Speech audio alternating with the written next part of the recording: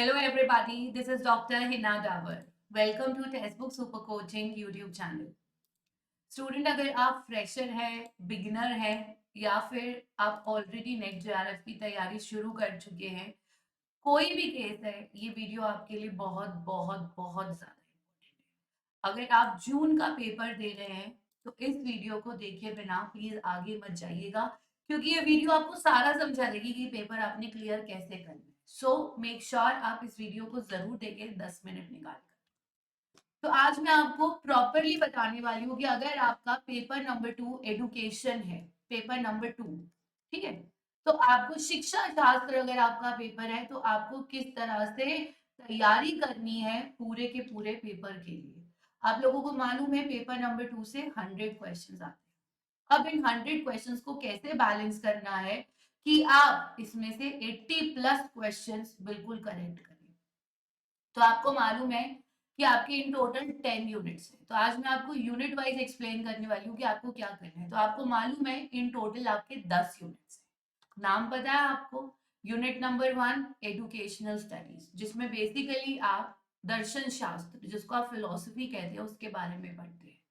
Unit number 2 में आप commissions, committees और पॉलिसीज पर जोर डालते हैं। यूनिट नंबर 3 जो कि आपका मनोविज्ञान, साइकोलॉजी का यूनिट है। वही यूनिट नंबर 4 जो आपका मेन यूनिट है, टीचर एजुकेशन, जो आपको ये बताता है कि शिक्षा से जुड़ा हुआ शास्त्र क्या है। देन यूनिट नंबर 5 करिकुलम, कि आपको कोई भी पाठ्यक्रम, आपको कोई भी करिकुलम कंस्ट्रक्ट करना है, how you have to do it. फिर आता है रिसर्च, जिसमें आप स्टैट्स और रिसर्च दोनों पढ़ते हैं। Next is pedagogy, andragogy and assessment, जहां पर आप स्टूडेंट को कैसे हैंडल करेंगे और क्या टीचिंग मेथड का प्रयोग करना है, इसकी बात करेंगे।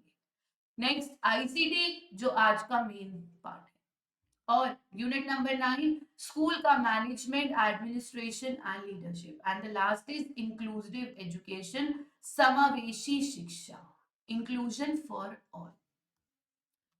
अब इसके इंपॉर्टेंट टॉपिक्स आप लोगों को मालूम है, लेकिन क्या आपको ये मालूम है कि on an average in unit में से कितने क्वेश्चंस आते हैं?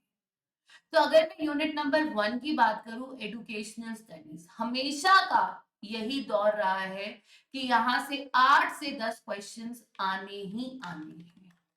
मतलब इसके अंदर ना कोई इफ ना कोई बट, इसमें से आपको कम से कम 8 से 10 क्वेश्चन आते हैं। वो कहां से? Indian school of philosophy, western school of philosophy और साथ में उनके थिंकर्स में से। यानी अगर आपने फिलोसफीज और थिंकर्स कवर कर लिए, यहां पर आप हो गए चमकता हुआ सितारा, आपसे कोई आपके नंबर दूर नहीं कर सकता। अगर मैं हिस्ट्री, पॉलिटिक्स, इकोनॉमिक्स पे आऊं, आप ज्यादा कुछ नहीं कर सकते, आप सारी कमीशंस, कमेटीज और पॉलिसीज कवर कर लीजिए, बाकी छोड़ दीजिए अगर नहीं होता तो। आप यहाँ पे आराम से 6 से 8 क्वेश्चन आपको इस यूनिट में से मिलेंगे आराम से, और देखिएगा आप हंस के निकाल देंगे। अगर आप साइकोलॉजी पर आते हैं, फिर से एक ये मेन यूनिट के अंदर यहां पर सिर्फ थ्योरीज ऑफ लर्निंग कर लो जितना हो सकता है, इसके अलावा फ्रॉइड का थ्योरी कर लो और गाइडेंस एंड काउंसलिंग कर लो, बच जाओगे इस यूनिट में, नंबर ले जाओगे और बन जाओगे शाइनिंग स्टार। टीचर एजुकेशन के यूनिट में 6 से 8 क्वेश्चंस आते हैं। जरूरी है यहाँ पर एनसीटी, नैक के बारे में, यूजीसी के बारे में और मॉडल्स ऑफ टीचर एजुकेशन के बारे में अच्छे से कवर करें। अगर करिकुलम स्टडीज की बात करें, फिर से 6 से 8 यूनिट, और ये सबसे स्कोरिंग यूनिट है। कहते हो ना बच्चों वाले यूनिट कौन से है मैम? वो ये है। यहाँ कर लो आप मॉडल्स, करिकुलम इवैल्यूएशन के और करिकुलम डेवलपमेंट के, बस मॉडल्स कर लो। मैं आपको वो बता रही हूँ जो करने से आपका नेट तो आराम से निकलना ही निकलना। ज्यादा पढ़ोगे तो ऑब्वियसली जेआरएफ निकलेगा। रिसर्च में सबसे ज्यादा क्वेश्चन देखे जाते हैं, 10 क्वेश्चन कम से कम रिसर्च से रहते हैं, जहां पर टाइप्स ऑफ रिसर्च और सैंपलिंग को रट लो, कर लो टिप्स पर अपने, और बन जाओगे शाइनिंग स्टार। पेडागोजी, जिसको आप बोलोगे सबसे बच्चों वाला यूनिट, स्कोरिंग यूनिट, यहाँ पर तकरीबन तकरीबन 6 क्वेश्चंस आते हैं, और यहाँ पे ज्यादा कुछ नहीं करना। असेसमेंट क्या होता है, मेजरमेंट क्या होता है, इवैल्यूएशन, पोर्टफोलियो और रूब्रिक्स, इसको कवर करना है। टेक्नोलॉजी में जितना हो सके ये जो प्लेटफॉर्म्स है, क्रिएटिव कॉमन के लाइसेंस है, और जैसे मूक्स का प्लेटफॉर्म, आपका ओपन एजुकेशनल रिसोर्सेज के प्लेटफॉर्म्स, स्वयं स्वयं प्रभा के बारे में, इन सब बेसिक प्लेटफॉर्म्स, एसिंक्रोनस सिंक्रोनस, इनके बारे में इंफॉर्मेशन ज्यादा होनी चाहिए। और मैनेजमेंट, जिससे लगता है बहुत डर, बहुत डर लगता है, और जिससे डरना हमारी गलती है, सबसे बड़ा ब्लंडर है। ये एक ऐसा यूनिट है जिसमें थ्योरी को बस लर्न करना है, और यहाँ मॉडल्स करने हैं, टीक्यूएम को कवर करना है, और लीडरशिप को कवर करना है, बस। और लास्ट में आपको कवर करना है इंक्लूसिव, फिर से बेबी यूनिट। भैया यहाँ पर इंक्लूसिव एजुकेशन की पॉलिसीज और 21 डिसेबिलिटी आपके टिप्स पर होनी चाहिए। मैं आपको कमिट करती हूँ, प्रॉमिस करती हूँ, अगर आपने इतना कर लिया, मेरे से लिख कर ले लो, नेट आपके घर चलकर आएगा। अगर आपने इतना कर लिया, ये नेट आपके घर चलकर। अब जानते हैं सबसे इंपॉर्टेंट यूनिट कौन से है जिनको पहले पकड़ना है। तो सबसे पहले आपने कवर करना है unit number 1, unit number 3, unit number 2, और उसके बाद unit number 6, unit number 9 and unit number 10। ये 6 यूनिट है जिनको आपने पहले कवर करना है, यानी ये 6 यूनिट आपके फेब्रुवरी चल रहा है, मार्च एंड तक कोशिश कीजिए आप इन यूनिट्स को पहले कवर कर लें, ताकि अप्रैल के अंदर आप इजी यूनिट्स कवर करें और मई में सिर्फ और सिर्फ आप रिवीजन करेंगे। Unit number 1, 2, 3, unit number 6, 9 and 10, ये बनाएगा आपका 70% पेपर। 70% पेपर आपको इन यूनिट्स में से मिलेगा। और फिर आता है आपके ये 4 यूनिट्स, जिसको आप कहते हैं बेबी यूनिट्स, जिसको आप कहते हैं इजी यूनिट्स। इनके लिए 20 दिन काफी है, पूरा 1 महीना भी नहीं देना।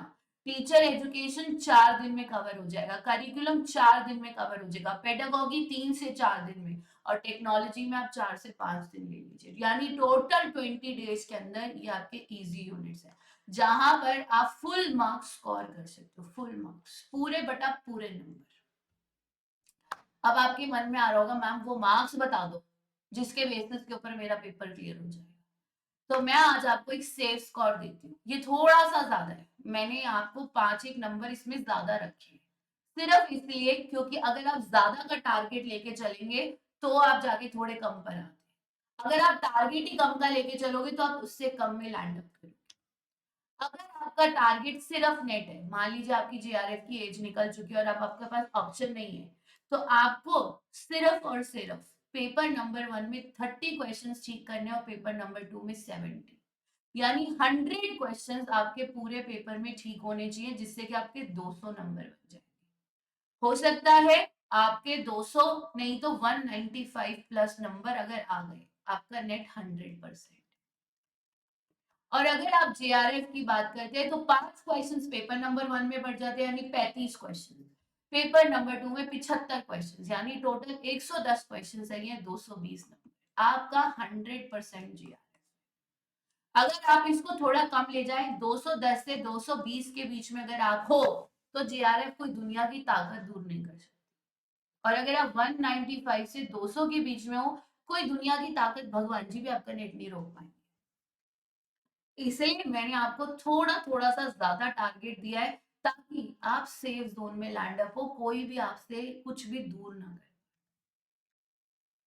और अब स्ट्रैटेजी क्या लेनी है, अभी आपने मार्च और अप्रैल में ज्यादा फोकस सिर्फ कंसेप्चुअल क्लैरिटी पे कर। देखो थ्योरी है तो बिना क्वेश्चंस प्रैक्टिस करे भी आप 100% पेपर क्लियर कर लो, लेकिन अगर आपका मोटिव सिर्फ क्वेश्चंस है या प्रीवियस ईयर्स पेपर्स है, आपका फेल होना गारंटी है। प्लीज मेक श्योर आप मार्च और अप्रैल के अंदर सिर्फ और सिर्फ study hard and conceptual theory पर फोकस करिए, दिन रात थ्योरी पढ़िए, और जो टॉपिक आप आज पढ़ते हैं उसको एटलीस्ट 5 से 7 डेज के बाद रिवाइज कीजिए। और रिवीजन कैसे करना है? कॉन्सेप्ट मैप्स और फ्लो चार्ट्स के फॉर्म में, यानी आपने सारे कीवर्ड्स लिखने हैं अपने हिसाब से, जैसे मर्जी डायग्राम बनाइए, बॉक्स में लिखिए, हाइलाइटर से अंडरलाइन कीजिए, लेकिन आपने मार्च प्लस अप्रैल में सिर्फ थ्योरी कवर करनी है और उसको रेगुलर रिवाइज करना है थ्रू कीवर्ड्स। देखो आपका ऑब्जेक्टिव पेपर है, आपके बड़े बड़े आंसर्स पढ़ने में वो इंटरेस्टेड नहीं है, सिर्फ और सिर्फ कीवर्ड्स पे फोकस कीजिए और क्वेश्चंस को और मॉक टेस्ट को भर भर के अटेम्प्ट करना। मेन में सारा में सिर्फ मॉक टेस्ट करते जाओ, करते जाओ, करते जाओ, क्वेश्चंस करते जाओ, मॉक टेस्ट करते जाओ, क्वेश्चंस करते जाओ, मॉक टेस्ट करते जाओ। और हर हालात में सिर्फ एक बात बोलना, आई कैन डू। चाहे आंसर गलत आ जाए तब भी कहना, यार इस बार नेट किसका होगा? यार मेरा।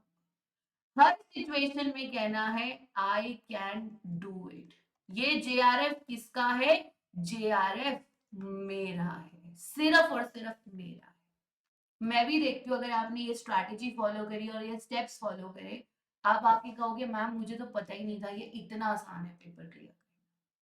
So I promise you, if you are following this strategy, net JRF ना आपके घर चल के आएगा, आपको नहीं जाना पड़ेगा। वो कहेगा यार ये बच्चा कहाँ पर है, इसने इतना जबरदस्त पेपर दिया है, इसका तो क्लियर होना ही होना है। यानी आपको हर्षन हरी नहीं करनी, आपके घर चल के आएगा नेट जेआरएफ का पेपर। तो मेक श्योर आप इस स्ट्रैटेजी को जरूर फॉलो करें। तो अगर सेशन अच्छा लगा लाइक शेयर सब्सक्राइब जरूर करिएगा। और आज के लिए आपका होमवर्क क्या है? I want each one of you to write down I can do it, JRF मेरा है। यही आपका होमवर्क है, कमेंट सेक्शन में जरूर ड्रॉप कीजिएगा, जेआरएफ मेरा है। So thank you everybody for joining in, God bless you, take care, bye bye.